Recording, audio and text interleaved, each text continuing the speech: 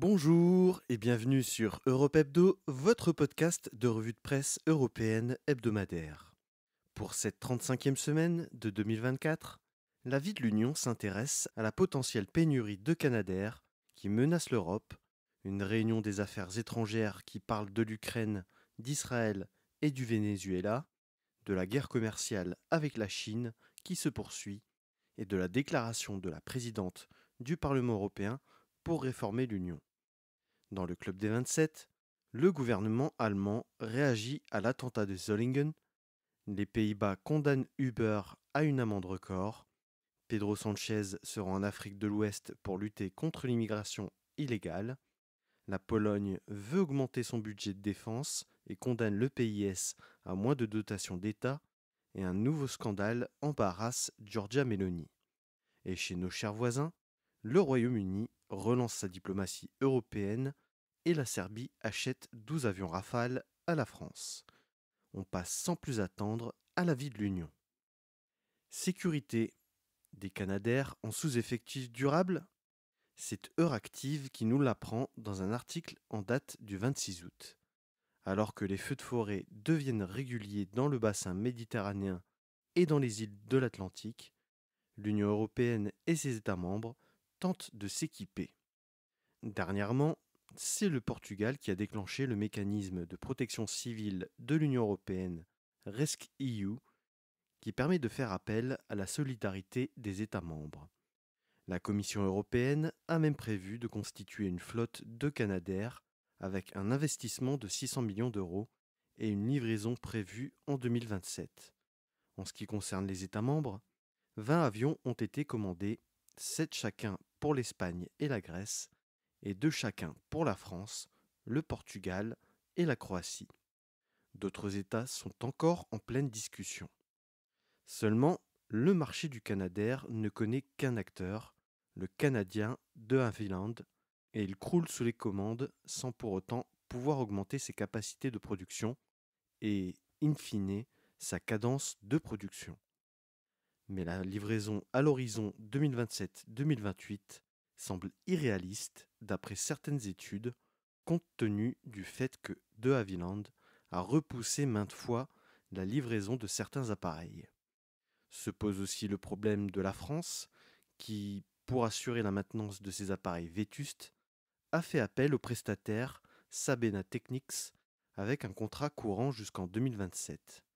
Mais cette entreprise est sujette à des difficultés concernant le recrutement, fait face à des grèves récurrentes de ses techniciens et ne parvient pas toujours à récupérer des pièces détachées. Un entretien qui coûte excessivement cher pour des avions qui devraient déjà avoir été mis à la retraite. Seuls 6 des 12 hydravions français sont en état de voler. Et vu la répétition des feux et le manque d'équipement, les difficultés devraient s'accentuer d'année en année pour les pays sujets aux feux de forêt. D'autres constructeurs européens comme Dassault ou Airbus tentent de se lancer sur le marché des hydravions, mais ils n'en sont qu'au stade de la recherche. D'autres constructeurs annoncent pouvoir avoir un prototype d'ici 2030, voire 2031. Un délai qui pourrait bien rendre difficile la lutte contre les feux de forêt. Diplomatie. Une première réunion diplomatique sous le signe des conflits internationaux. Jeudi 29 août, les ministres des Affaires étrangères des 27 étaient réunis autour du haut représentant Josep Borrell pour une première réunion de rentrée. L'occasion d'aborder la question du soutien à l'Ukraine, de la situation à Gaza ou encore de l'après-élection au Venezuela. Lors de cette réunion donc, les 27 ont concédé auprès de leur homologue ukrainien Dmytro Kuleba que leur action n'a pas été suffisante. Le ministre des Affaires étrangères lituanien, Gabrielius Landsbergis, concède que les Occidentaux ont failli quant à leurs promesses. Toujours aucun patriote sur le sol ukrainien, aucun lot de munitions depuis le mois de juin, seuls 2 F-16 ont été livrés en Ukraine et commencent à peine leur mission. Il pointe aussi du doigt le fait que les hydrocarbures russes continuent de parvenir au marché européen et n'en finit pas de financer l'économie de guerre russe. Sur Israël, c'est le haut représentant Josep Borrell qui veut mettre sous sanction 2 ministres israéliens, le ministre des Finances Bezalel Smotrich et le ministre de la Sécurité Itamar Ben-Gvir, tous deux issus du parti d'extrême droite Otzma Yehudit, qu'on peut traduire par Force juive. Il reproche à Itamar Ben-Gvir d'avoir participé à une prière sur l'esplanade des mosquées et d'avoir élargi le permis de port d'armes pour les colons. Pour Bezalel Smotrich, c'est parce qu'il s'est déclaré contre l'établissement d'un État de Palestine et qu'il a autorisé des expulsions pour la création d'une nouvelle colonie. Des sanctions qui ont peu de chances d'aboutir malgré le fait que les initiatives des 2 ministres vont à l'encontre du droit international. La Hongrie, l'Autriche et la République tchèque défendent bec et ongle le droit d'Israël à se défendre. Enfin, sur le Venezuela, Josep Borrell a indiqué que l'Union européenne ne reconnaît pas la légitimité démocratique de Nicolás Maduro, qui refuse de faire preuve de transparence sur le scrutin présidentiel du 29 juillet. L'UE ne cessera pas pour autant les relations diplomatiques avec le Venezuela. À ce sujet, les ministres des Affaires étrangères des 27 ont entendu en visioconférence le chef de l'opposition du Venezuela, Edmundo González Urrutia. Ce dernier est convoqué par le parquet vénézuélien pour la 3e fois, avec menace d'un mandat d'arrêt s'il ne s'y rendait pas. L'opposition revendique 60% des votes exprimés. La Cour suprême vénézuélienne a reconnu Nicolás Maduro vainqueur avec 52% des suffrages. International, l'enquête chinoise sur les spiritueux conclut au dumping européen. Jeudi 29 août, la Chine a conclu à un dumping des spiritueux européens, mais n'a pas procédé à l'application de sanctions. L'enquête courait depuis le 5 janvier, quelque temps après que l'Union européenne ne lance une enquête pour infraction aux règles de concurrence concernant les aides d'État accordées aux constructeurs de véhicules électriques. Le ministère du Commerce chinois indique que l'industrie des spiritueux européens représentait un risque de dommages substantiels à l'industrie chinoise des spiritueux par son dumping. Toutefois, des droits de douane pourraient être imposés aux spiritueux européens à hauteur de 34,8%. En très grande majorité, c'est le cognac qui est exporté vers la Chine à hauteur de 90% des spiritueux européens.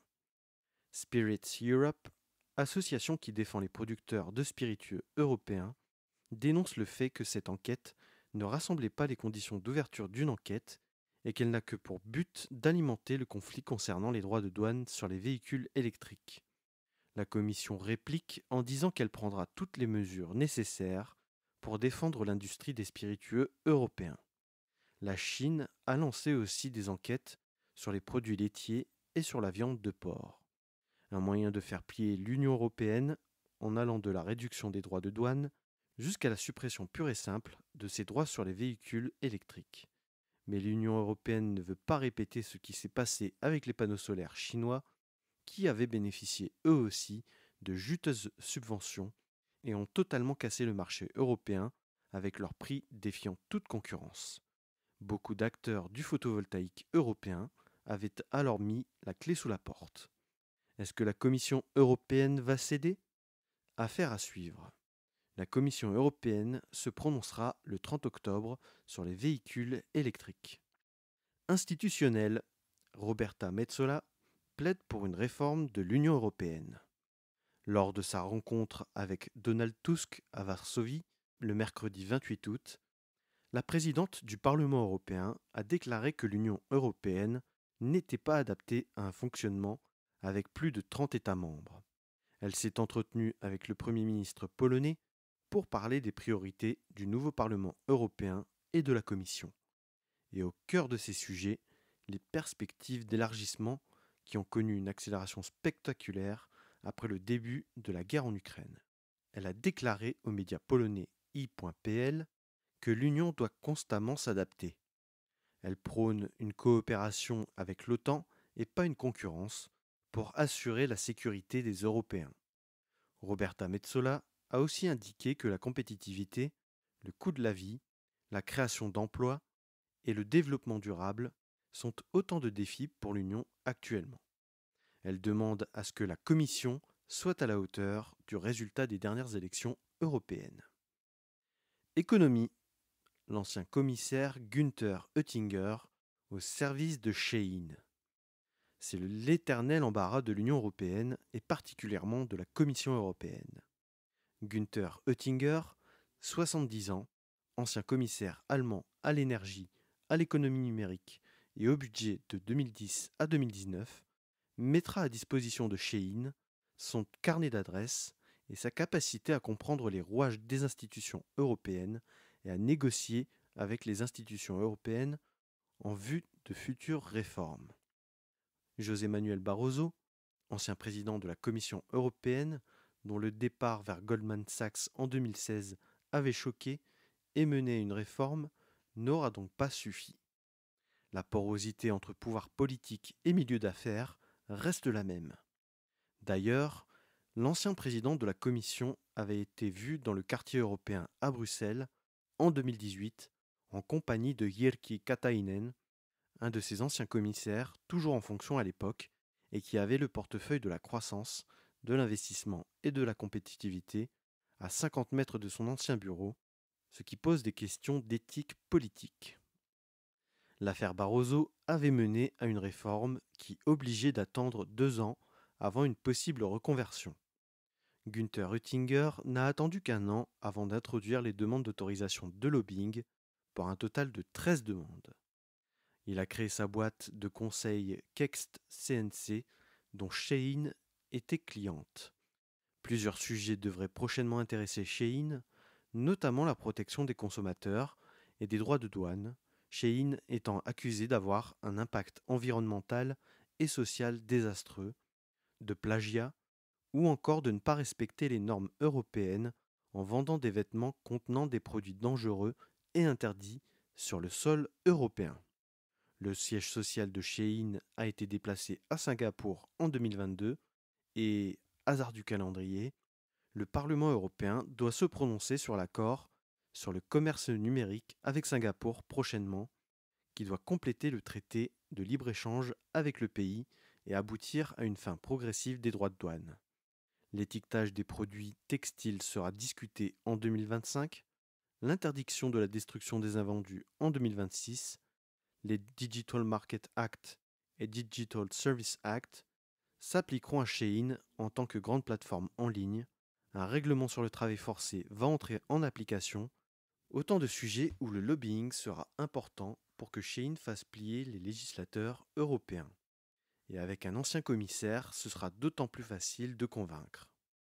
Passons désormais au club des 27.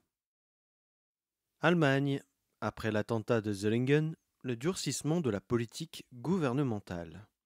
Vendredi 23 août, la ville de Solingen, située entre Cologne et Düsseldorf, fêtait ses 650 ans avec de grandes festivités et un concert. C'est le moment qui a été choisi par un Syrien qui a prêté allégeance à l'État islamique pour poignarder 11 personnes, faisant 3 morts et 8 blessés. Un attentat qui a choqué l'Allemagne et qui intervient un peu plus d'une semaine avant les élections régionales dans les Länder de Saxe, de Brandebourg et de Thuringe, où les partis populistes anti-immigration ont déjà de très bonnes intentions de vote. Un contexte qui oblige donc le gouvernement d'Olaf Scholz à réagir. Dès le week-end, il a annoncé durcir la législation sur le port d'armes, cet attentat étant le point culminant de la multiplication des attaques au couteau dans le pays, très nombreuses ces derniers temps. Il avait déjà promis d'expulser les migrants dont les demandes d'asile ont été rejetées ou qui ont commis des délits et a promis cette fois d'accélérer. L'auteur de l'attaque était rentré par la Bulgarie et faisait l'objet d'une mesure d'expulsion à la suite de laquelle il avait disparu. Il s'est rendu à la police en indiquant qu'il vengeait les vies musulmanes palestiniennes et de partout ailleurs. L'expulsion vers l'Afghanistan et la Syrie ne sont donc plus tabous, alors que les conventions internationales auxquelles les 27 sont partis disposent que l'expulsion doit se faire vers des pays tiers sûrs, ce qui n'est pas du tout le cas des deux pays. Friedrich Merz, le leader de la CDU, veut même interdire l'entrée des réfugiés afghans et syriens, ce qui serait contraire au droit européen. Les partenaires libéraux de la coalition ont appelé à un changement en profondeur de la politique migratoire gouvernementale. Friedrich Merz a rencontré Olaf Scholz mardi 27 août et à la sortie de cette réunion, il a réclamé l'application stricte du règlement de Dublin, c'est-à-dire que c'est le pays d'entrée qui doit s'occuper du migrant s'il n'y a pas de critères de regroupement familial qui s'appliquent. La Bulgarie dans le cas du suspect. Et si cette application n'est pas possible, le leader de la CDU demande à ce que soit décrété l'état d'urgence national concernant les réfugiés. Et jeudi 29 août, la ministre de l'Intérieur, Nancy Faeser, a annoncé un projet de loi qui proscrira le port d'armes blanches lors de rassemblements populaires et dans les transports longue distance tels que les trains et les bus. Mais cette mesure devra être discutée avec les lenders qui ont la compétence sur ces questions. Aussi, les Afghans et les Syriens pourront être renvoyés dans leur pays. Les demandeurs d'asile ayant été pris en charge par un autre pays n'auront plus accès aux aides sociales allemandes et les personnes qui se sont rendues en Allemagne sans raison impérieuse perdront leur statut. Dès vendredi 30 août, l'Allemagne a procédé à l'expulsion de 28 Afghans vers leur pays d'origine, faisant déjà l'objet d'une décision d'expulsion après avoir été condamnés par la justice pour divers délits. Qatar Airways a mis à disposition un charter pour le refoulement vers l'Afghanistan. Les jeunes écologistes ont fustigé la droitisation du gouvernement. Aussi, certaines mesures sont difficilement déjà applicables. Les personnes à expulser disparaissent quand un mandat d'amener est délivré. Et les prestations sociales sont déjà strictement encadrées par la Cour constitutionnelle. Pays-Bas, Uber, condamné à une amende de 290 millions d'euros. Lundi 26 août, l'autorité néerlandaise de protection des données a infligé une amende de 290 millions d'euros à Uber pour avoir transféré les données personnelles des chauffeurs européens sans protection adéquate vers les États-Unis. Une violation du règlement général sur la protection des données, le RGPD, qui courait depuis 2 ans. L'amende de 290 millions d'euros correspond à 1% du chiffre d'affaires mondial d'Uber. C'est la 3e amende qu'Uber reçoit de la part de l'autorité néerlandaise. Elle a commencé à enquêter suite à la plainte de 170 chauffeurs français auprès de la Ligue des droits de l'homme, qui a déposé plainte auprès de la Commission nationale informatique et liberté. La CNIL a transmis la plainte à son homologue néerlandaise, puisque le siège social d'Uber en Europe se trouve aux Pays-Bas. D'autres autorités d'États membres ont coopéré à l'enquête. L'autorité a conclu que le cadre de protection des données, accord entre l'UE et les États-Unis, censé garantir la protection des données aux normes européennes après transfert vers les États-Unis, n'était pas respecté. Sans surprise, Uber conteste cette décision, arguant que les États-Unis et l'Union européenne étaient en désaccord à cette période et que la décision ne peut pas s'appliquer sur un vide juridique suite à l'annulation du Privacy Shield par la Cour de justice de l'Union européenne. Espagne, tournée diplomatique en Afrique de l'Ouest pour Pedro Sánchez. Suite à une augmentation spectaculaire d'arrivées de bateaux transportant des migrants vers les îles Canaries, Pedro Sánchez s'est rendu en Afrique de l'Ouest entre le mardi 27 août et le jeudi 29 août pour réduire les flux migratoires. Une tournée qui l'a emmené en Mauritanie, en Gambie et au Sénégal. La Mauritanie d'abord, car elle est le principal point de départ des migrants qui arrivent aux Canaries. L'instabilité du Sahel et les différents coups d'État successifs soutenus par la Russie ont poussé plus de 200 000 migrants à tenter leur chance vers une vie meilleure. En 2024, le nombre d'arrivées aux Canaries a augmenté de 126% par rapport à la même époque en 2023. Les mineurs étrangers non accompagnés sont de la compétence des régions. 5100 mineurs relèvent donc du pouvoir régional canarien, ce qui pèse sur les finances régionales, faisant redouter un effondrement financier de la région. Le gouvernement a tenté de proposer un projet de loi sur la répartition des mineurs étrangers non accompagnés, projet refusé par le Parti populaire, Vox et Ensemble pour la Catalogne, laissant les Canaries livrées à elles-mêmes. En Mauritanie, Pedro Sanchez a conclu un accord pour gérer les flux migratoires où les deux pays se sont engagés à une promotion de la migration sûre, ordonnée et régulière pour garantir un traitement juste et humain des migrants. Pour cela, l'Espagne propose de sélectionner les travailleurs directement sur le territoire mauritanien.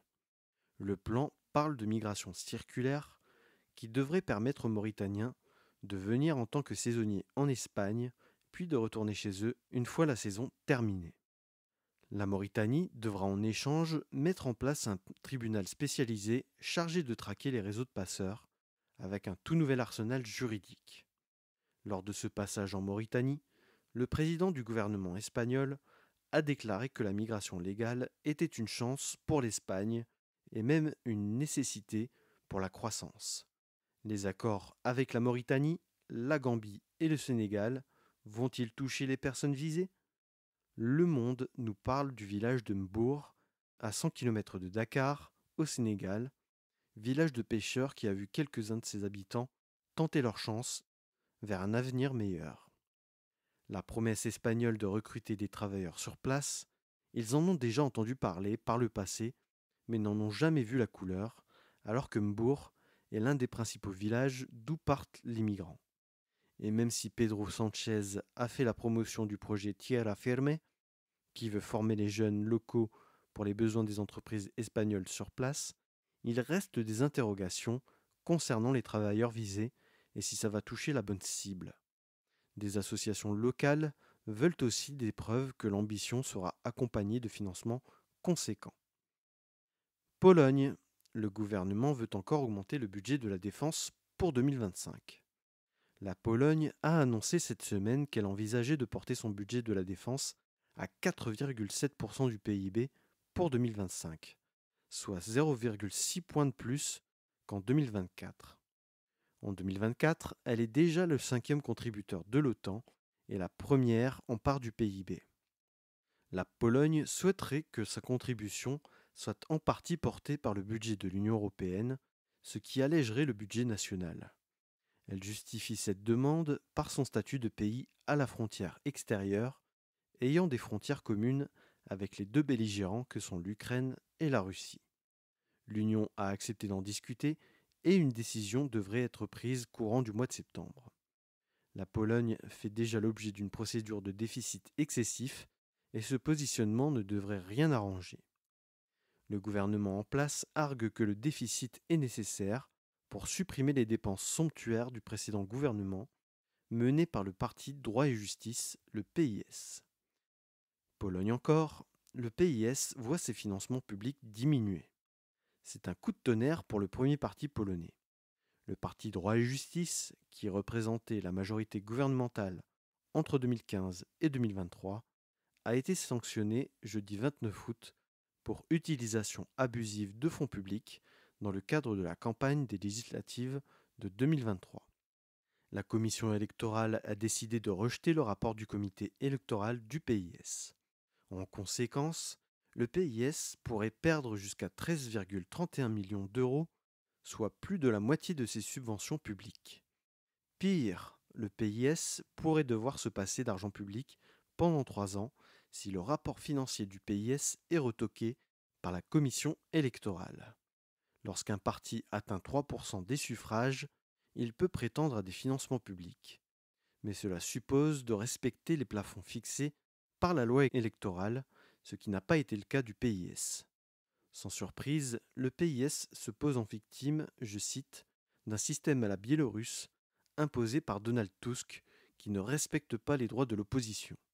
Ce à quoi Donald Tusk a répondu qu'il comprendrait le réel sens des termes droit et justice.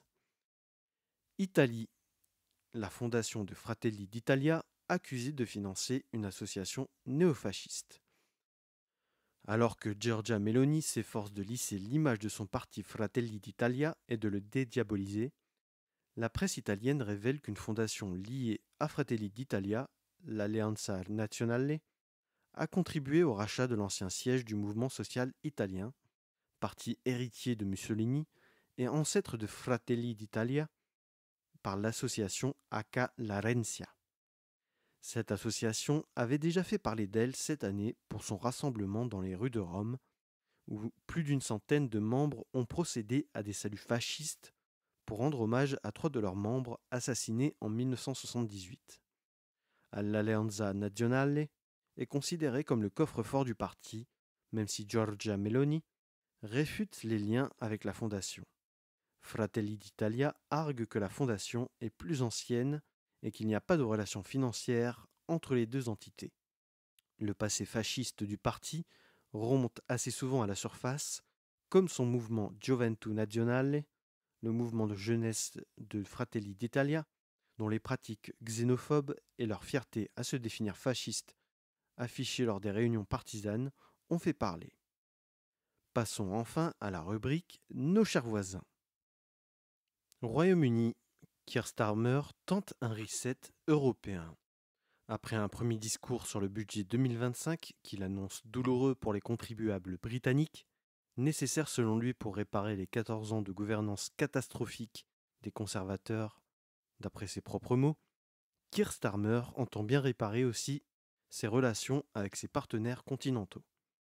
Un reset européen qui intervient 8 ans après le référendum sur le Brexit et 4 ans après la rupture formelle avec l'Union européenne.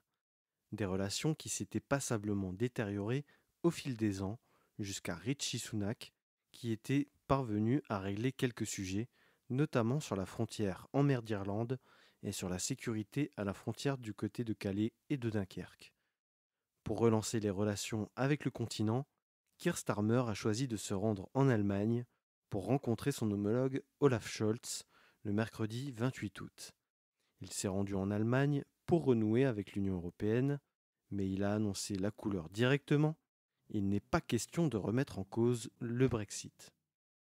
Les relations avec les partenaires européens recommenceront par des accords bilatéraux.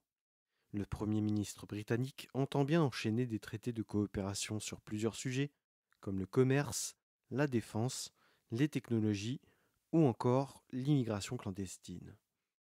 Obtenir un tel accord bilatéral avec la première économie de l'Union serait un signe fort qui pourrait relancer les discussions avec l'Union européenne et œuvrer à une convergence sur plusieurs sujets.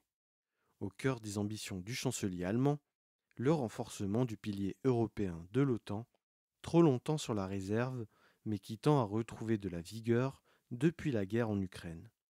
Olaf Scholz souhaite en faire le sujet central de la coopération bilatérale avec les Britanniques.